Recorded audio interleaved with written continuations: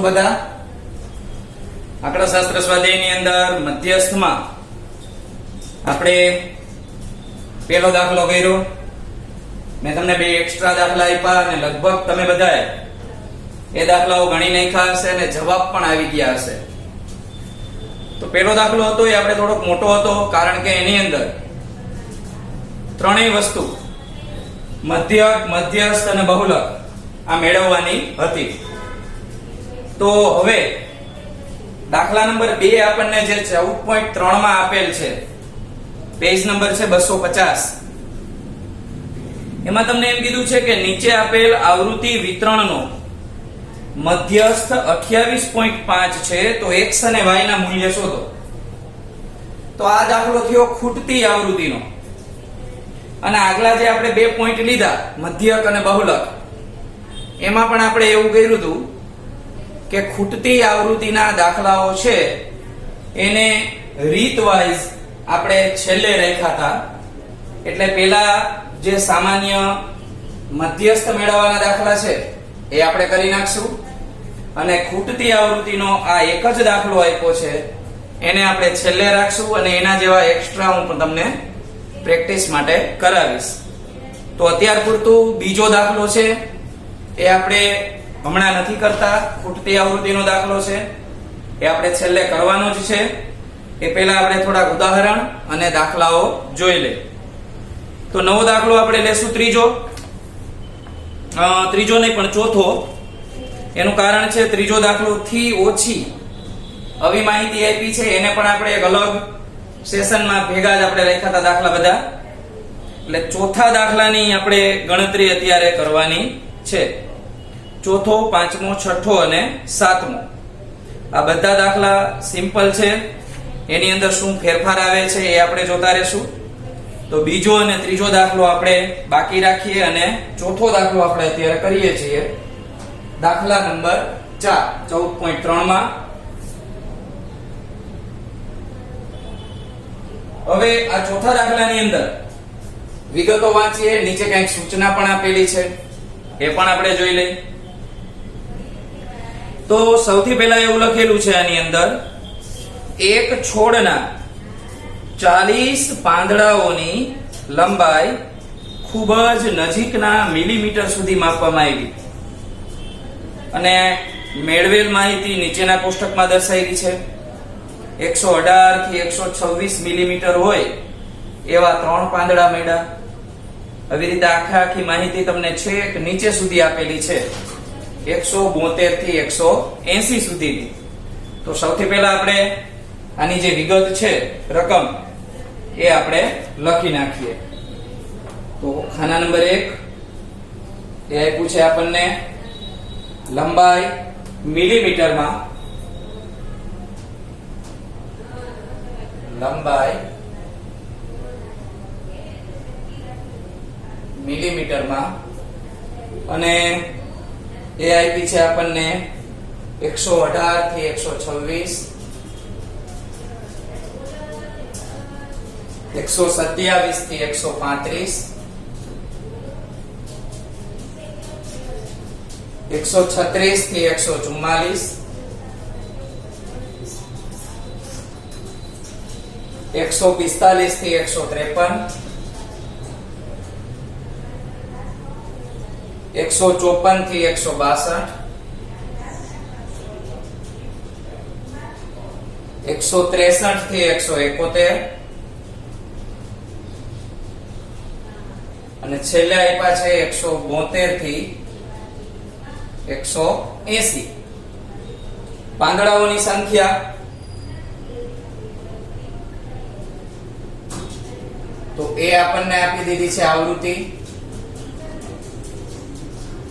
આવૃત્તિ જોઈએ તો આપણને 3, 5, 9, 3, 5, 9, 12, 5, 4 અને 2, 12, 5, 4 અને 2.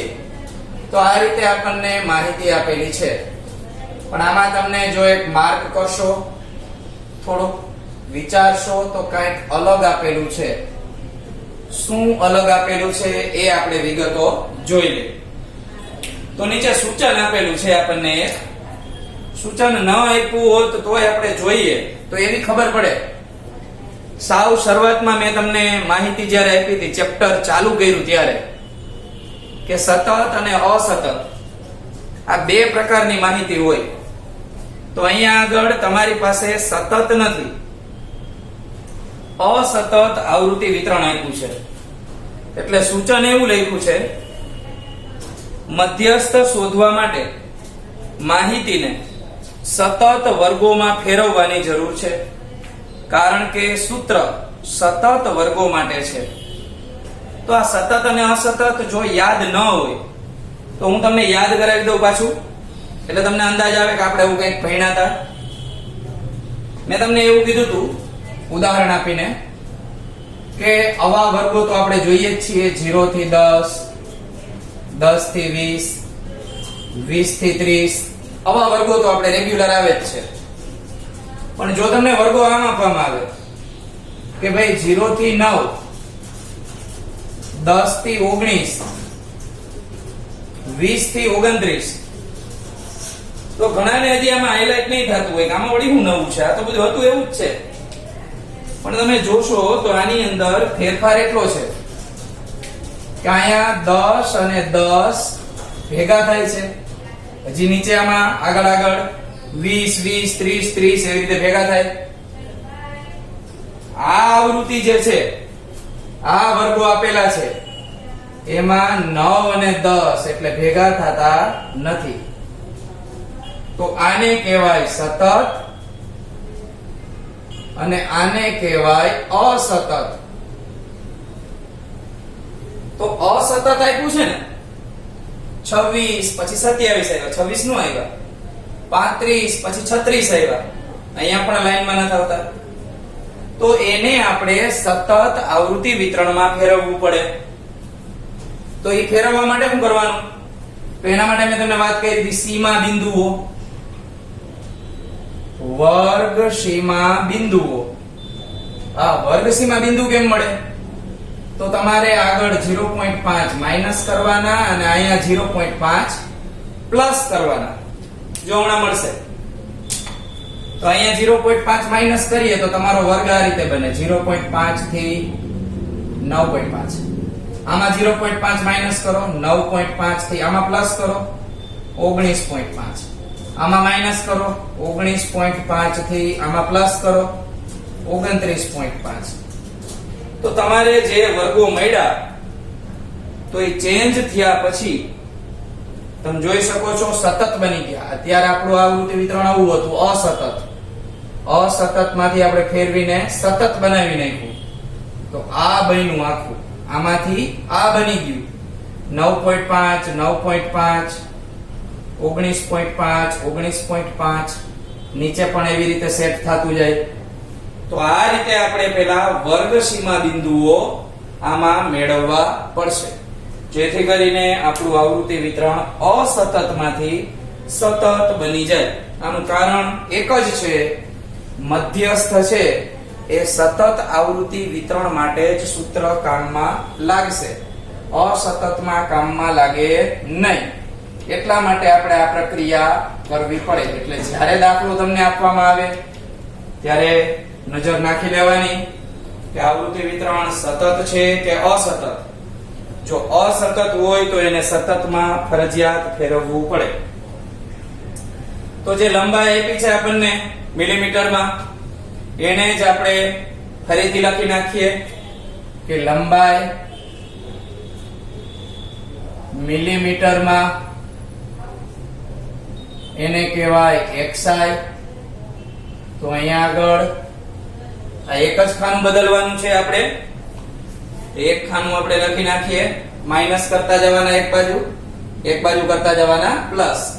આમાં 0.5 કાઢીએ તો 117.5 બને. આમાં 0.5 ઉમેરીએ તો 126.5 મળે. આમાં 0.5 કાઢવાથી પાછા આ જ મળશે એટલે 126.5 થી 135.5, 135.5 થી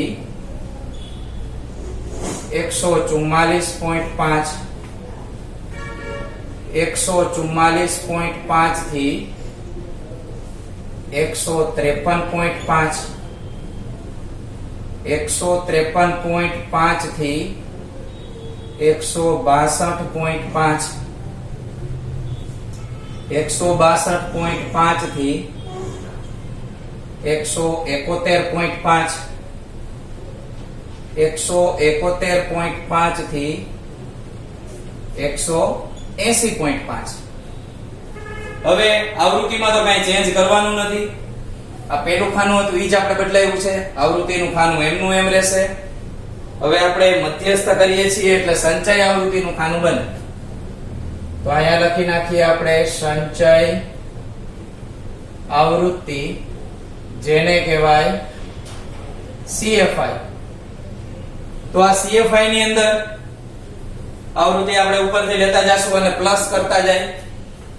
તો 3 ના 3, 3 માં 5 ઉમેરીએ તો 8 મળે. હવે અહીંયા હું એવું લખતો નથી કે 3 + 5 એટલે 8, 8 + 9 એટલે 17. સરવાળો થાય છે એ પેલા દાખલામાં આપણે ઉદાહરણમાં જોયું હતું. પણ હવે આપણને ખ્યાલ આવે છે કે સરવાળો મોઢે કરી શકાય, એને લખવાની જરૂર નથી. તો સીધું જ કરશું. 8 માં આપણે 9 ઉમેરીએ તો 17 મળે. 17 માં આપણે 12 ઉમેરશું તો 29 મળે. 29 માં 5 ઉમેરતા 34 મળશે. 34 માં 4 ઉમેરીએ 38 મળે. 38 માં 2 ઉમેરીએ 40 મળશે. તો આ રીતે આખે આખું કોષ્ટક આપણે તૈયાર કર્યું. અને હવે મધ્યસ્થની ગણતરી તરફ આપણે આગળ વધીએ. મધ્યસ્થની ગણતરીમાં હવે જે પેલું ખાનું હતું એને તો કઈ ધ્યાનમાં લેવાનું નથી, કારણ કે પેલા ખાનામાંથી તો આપણે સતત વાળું ખાનું બનાવી નાખ્યું, એટલે આ આપણા માટે હવે નકામું છે. તો પેલા n મેળવી લઈએ. n આપણે અહીંયા ન મેળવવો હોય તો ખબર છે કે છેલ્લો અંક આવે એ જ આવશે. તો n બરાબર 40. આનો સરવાળો ન હોય, આનો પણ ન હોય. તો આટલી વિગત આપણે કરી. માત્ર આમાં ફેરફાર ખાલી એટલો જ કર્યો છે કે રકમને અસતતમાંથી સતતમાં આપણે બદલાવી છે, બીજું કાંઈ ચેન્જ કર્યું નથી. ચાલો, તો મધ્યસ્થ માટે સૌથી પહેલું કામ m બરાબર n ના છેદમાં 2મું અવલોકન. હવે n આપણી પાસે કેટલા આપ્યા છે તો કે 40. તો કે 40 ના છેદમાં 2મું અવલોકન એટલે આપણને મળે 20મું અવલોકન. આટલું કર્યા પછી આપણે આ 20 મળ્યા છે એનાથી તરત મોટી સંખ્યા સંચય આવૃત્તિના સ્તંભમાં ગોતવાની છે. આ સંચય આવૃત્તિનો સ્તંભ, એની અંદર જોવાનું કે 20 થી તરત મોટી સંખ્યા કઈ. 20 થી તરત મોટી તો અહીંયા આગળ મને જોવા મળે 29. પહેલા આપણે આનું લખાણ કરી નાખીએ.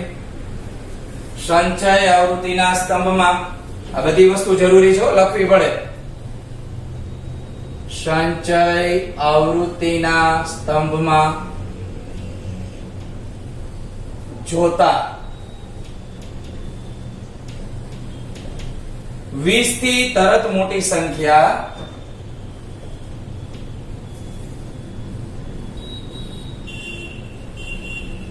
ઓગણત્રીસ છે, જેને સંબંધિત વર્ગ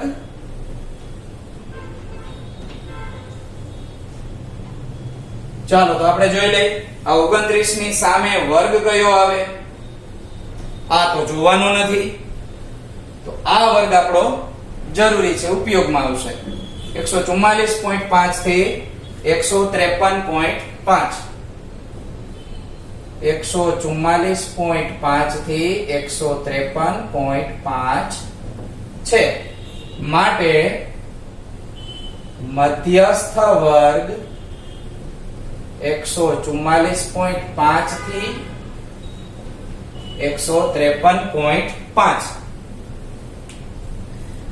આપણે આને હાઇલાઇટ કરી દઈએ. એક્ઝામમાં પણ તમે એને હાઇલાઇટ કરી શકો, કાંઈ ખોટું નથી. પેન્સિલ થી આ રીતે આખું રાઉન્ડ કરી નાખવાનું. આપણે આટલી વસ્તુ જરૂરી છે. તો આ આપણો આખો વર્ગ હાઇલાઇટ કરી દીધો.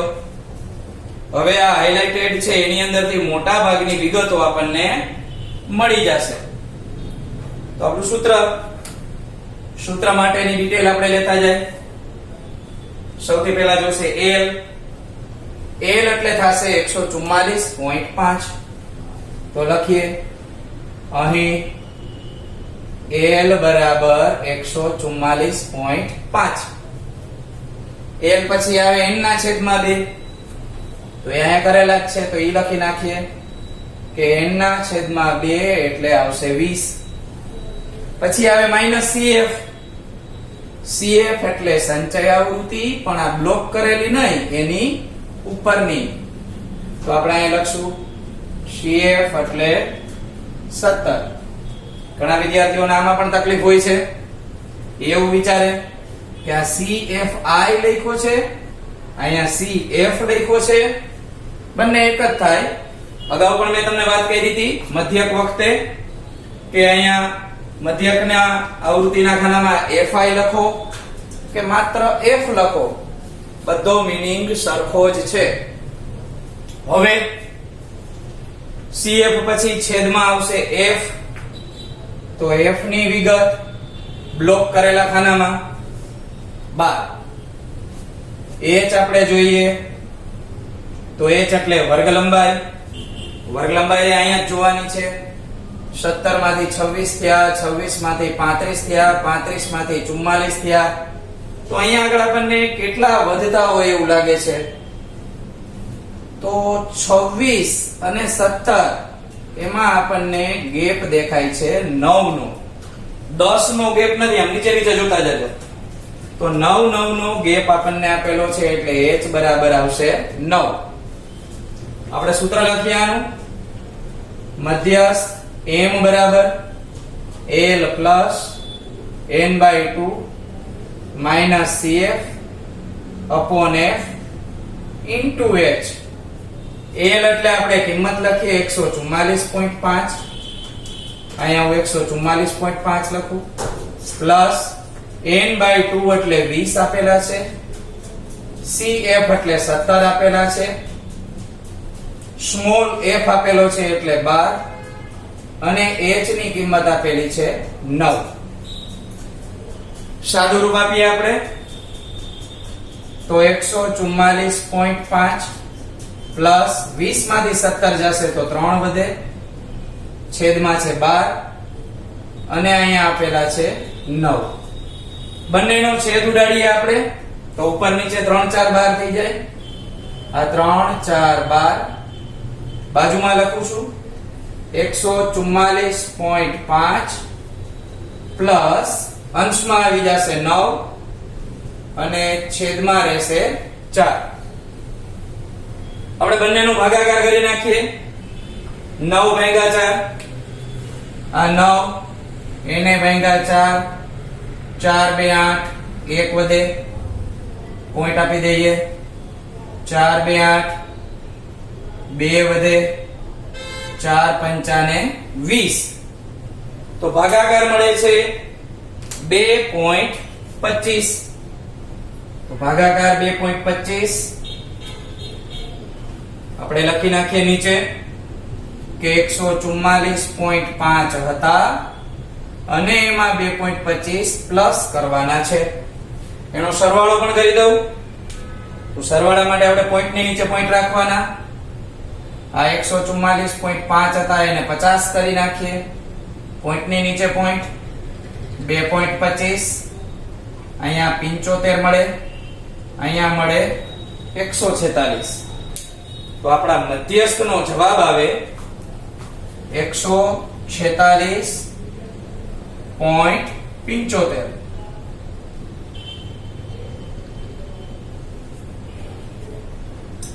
તો આપણે આખો દાખલો કર્યો જેમાં 146.75 મળ્યા. અહીંયા મિલીમીટર લખ્યું છે તો અહીંયા આગળ પણ પાછળ આપણે અહીંયા લખી નાખવાનું કે મિલીમીટર, એટલે માર્ક કપાવવાની કઈ શક્યતા ન રહે. તો આ એક અલગ દાખલો ગણાય, કારણ કે આની અંદર આપણે અસતતમાંથી સતતમાં વર્ગો ફેરવવા પડ્યા. વધારાના દાખલા આપણે